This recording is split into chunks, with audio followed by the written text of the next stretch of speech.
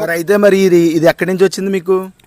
మాకు కళ్యాణం బాబు అడ్విడింగ్లో చెప్పారు, నీకమ్మ ఆటో వస్తుంది, నువ్వు రిచ్చా అమ్మకు, మేము పార్టీ ఇస్తాము, నీకు డబ్బులు అవచేస్తాము, నువ్వు మీరు అందమైన బతుకుదు కానీ మీకు ఒప్పుకున్నంత మట్టుకి ఎవరికో ఒకరు అద్దెకి ఇచ్చుకొని ఆ అద్దె మీద బతకండి, మీరు చక్కగా ఉండండి, మీకు వచ్చిన లోటు లేదని నాకు ప్రసాద్ బాబు నాకు హామీ ఇచ్చారు.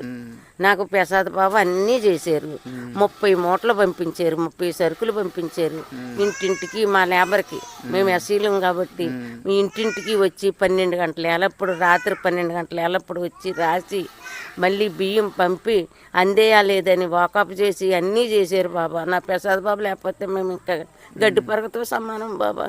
ఆ ఈడియో వాళ్ళు వచ్చారు, తీసుకున్నారు, పోయారు.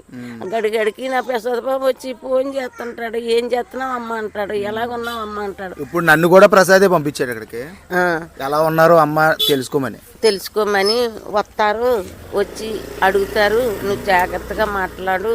మరి అయితే ఈ ఆటో ఎవరు పంపించారో చెప్పలేదు బాబా. మీకు కూడా తెలియదు? నాకు తెలీదు బాబా. ఆటో ముందు ఫోన్ చేశారు మా మనవడికి, ఫోన్ చేసి అవన్నీ ఎంక్వైరీ లాక్కున్నారు.